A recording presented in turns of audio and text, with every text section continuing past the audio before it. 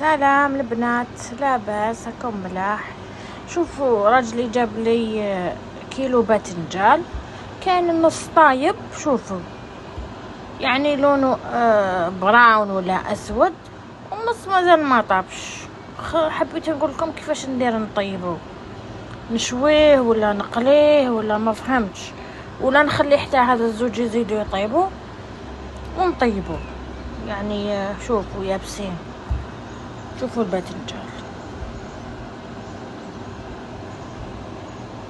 حبيت تورولي كيفاش نطيبوا هذا الباذنجان.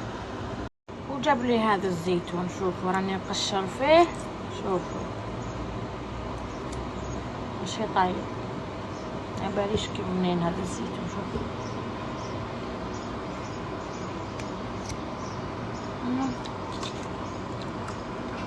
ماشي طايب.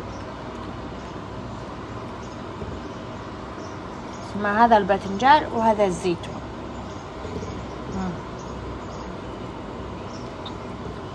قولوا لي الله يرحم والديكم، قولوا لي كيفاش ندير نطيب الزيتون. نديره في الخل والباذنجان نخليه يطيب.